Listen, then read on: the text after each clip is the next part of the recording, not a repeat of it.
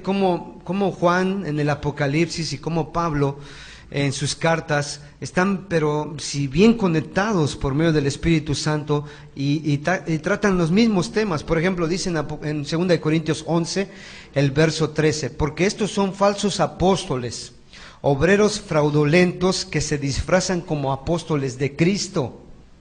Dice, y no es maravilla porque el mismo Satanás se disfraza como ángel de luz, ya lo mencionaban hace un momento ustedes. Pero lo que me impacta es lo que dice el verso 15. Así que no es extraño si también sus ministros se disfrazan como ministros de justicia, cuyo fin será conforme a sus obras. Déjeme compartir, Miguel, y te paso en esta otra con esta palabra. Ahora voy con el otro. Dije que iba a dar del uno y voy con el otro, con el que estamos viendo aquí en la imagen.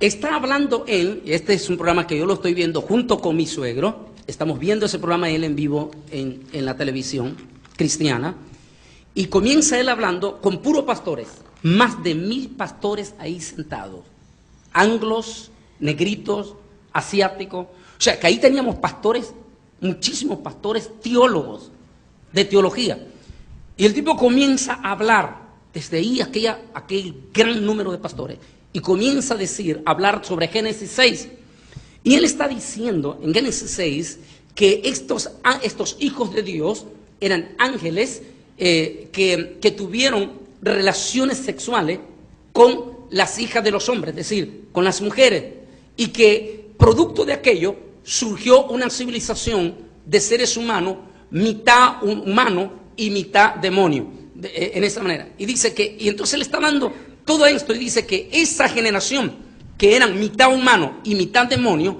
trajo como consecuencia, dijo él, que toditititito esa generación toda antidiluviana. Él estaba hablando de una generación antidiluviana, preadámica.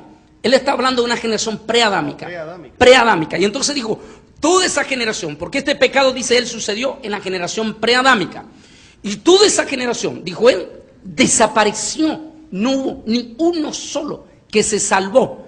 Entonces, cuando yo estaba oyendo eso y miraba a los pastores con la boca abierta así, y él diciéndole semejante, pero terrible aberración, ¿y cómo es que estos pastores no reaccionaban? ¿Será, Miguel, que está operando en ello espíritu de encantamiento? Espíritu de encantamiento, del latín incantare, de español encantamiento, de ahí viene la palabra justamente, es decir, cantar. Es como se hacía la brujería, o como se hace muchas veces, a través de cantos, a través de cánticos. Así como el Señor, nuestro Dios, quiere que le alabemos con cánticos, lo cual es pues absolutamente fantástico, ¿no?, por usar un término así ligero. El diablo, que es un copión, también hace lo mismo. Entonces el diablo quiere que le adoren. Y por eso los brujos, tenéis ahí a los brujos, etcétera, a los falsos religiosos que hacen también sus cánticos.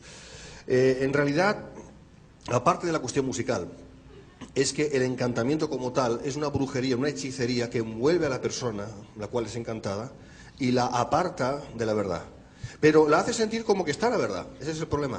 O sea, la hace sentir como que realmente esta persona sigue estando en la verdad, sigue estando consciente, sigue estando, digamos que cuerda, pero evidentemente no lo está, pero no se da cuenta. Y es cuando uno da cabida a ese encantamiento, y ese es el problema. En cuanto a estas personas como Benny Hinn, Cash Luna, etcétera, no creo que haya ningún problema en hablar por nombres, porque también la palabra de Dios nos habla de nombres. Cuando Pablo, por ejemplo, habla de Fileto, Himeneo, Alejandro, etcétera, o como cuando el Señor Jesucristo pues denunciaba públicamente a los fariseos y a los publicanos, y no tenía ningún tipo de problema en mencionar nombres tampoco, ¿verdad? ¿Por qué los tenemos que tener nosotros cuando la Biblia dice que tenemos que andar como él anduvo, ¿no? Estas personas, como digo, tipo Cash Luna, tipo Benny Hinn, manifiestan, y eso es evidente, manifiestan un poder entre otros de encantamiento. Podemos seguir hablando sobre esto, pero también un poder que es evidente. Claro, ¿qué es lo que ocurre aquí? Pues que incluso pastores, incluso ministros que se dejan engañar, se dejan embaucar, lo hacen porque llegan a reconocer que ese poder es genuino. De alguna manera, lo que dice Mateo 24, no lo asumen, no lo digieren, es como que está ausente de su interpretación exegética, aún de su fe, como que eso no va con ellos. Eso quizás será para otro tiempo futuro, etcétera, con que aún estamos en el reino Y aún el Señor tardará muchos, muchos años en volver, ¿verdad? Porque claro, esa es la mentalidad y por eso son engañados. Entonces llegan a entender que ese poder es de Dios. Y por lo tanto, si ese poder es de Dios y estas personas manejan ese poder, esas personas son santísimas. Y ahí hay un gran engaño en todo esto. Y hablando del tema de encantamiento, ese es uno de los espíritus que más se está moviendo a lo largo y a lo ancho del asunto del G12, de los encuentros del G12 y de otras cosas similares. Es la obra diabólica de engatusar al cristiano, de atarle. Es como esa serpiente que te mira a los ojos y te va llevando a su lugar, y a su terreno, y tú vas ahí y no te das ni cuenta. Y eso es lo que está pasando. Fíjate que, y Pastor Willy, el pasaje de San Mateo 24:24, dice, y harán grandes prodigios.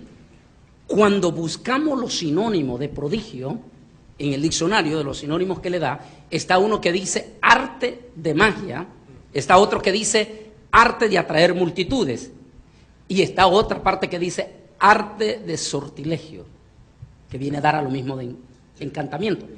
Entonces, es impresionante que es el propio Jesús, Pastor Willy, el propio Jesús menciona que estos personajes van a ser.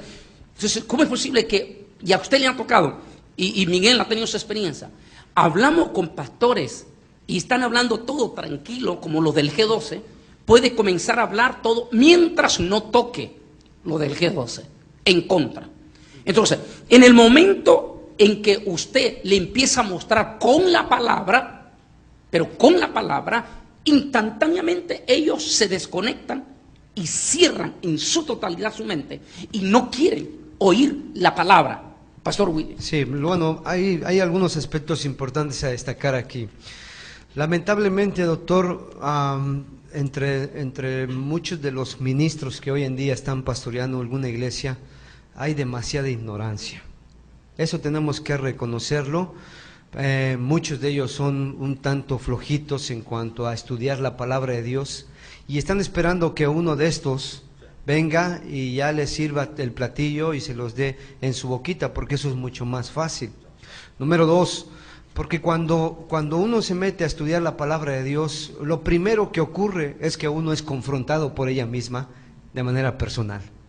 Y eso muchas veces no es tan agradable, porque antes de pararse uno a compartir la palabra de Dios, ya Dios tuvo que trabajar en uno. Y a veces eso no es muy cómodo, que digamos.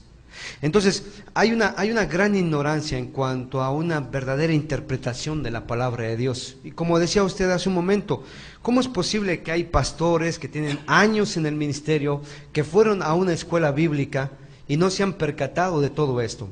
Estoy de acuerdo con ese espíritu de encantamiento que está operando fuertemente hoy en día, pero también tenemos que destacar la tremenda ignorancia que hay en muchos de ellos. Algo que estaban comentando acerca de los G12, yo este domingo compartía un poco en la clase, en la carta de Tito, en el capítulo 1, si gusta buscar, dice la palabra de Dios en Tito 1:10, porque hay muchos contumaces, habladores de vanidades, y engañadores, ¿sí? Dice la palabra de Dios, mayormente los de la circuncisión. Usted sabe que hoy en día están mezclando el asunto del reino de Israel con el asunto de iglesia. Es una mezcla ahí que no han sabido cómo separar Israel y la iglesia. Verso 11. Dice, doctor, dice, a los cuales es preciso tapar la boca. Si alguien de pronto se siente como que ofendido, se siente aludido por lo que estamos hablando, algún pastor y eso, escuche que lo que estamos enseñando es lo que dice la palabra de Dios. Es preciso tapar la boca a todos estos habladores, rebeldes, contumaces. Dice, aún la palabra de Dios dice que trastornan casas enteras. ¿Sabe el contexto o la idea de Pablo al hablar de casas enteras? Él se está refiriendo a las iglesias, porque usted debe recordar que las iglesias se reunían en las casas, porque no había un templo grande, porque el Imperio Romano no daba la oportunidad de que se reunieran grandes multitudes. ¿Qué es lo que está ocurriendo con el movimiento del G12, movimientos de apóstoles y profetas? Están dividiendo, trastornando las iglesias enteritas. causando toda clase de división. Y luego dice la palabra, dice, enseñando por ganancia deshonesta, ¿sí?, lo que no conviene. Enseñando por ganancia deshonesta lo que no conviene. Luego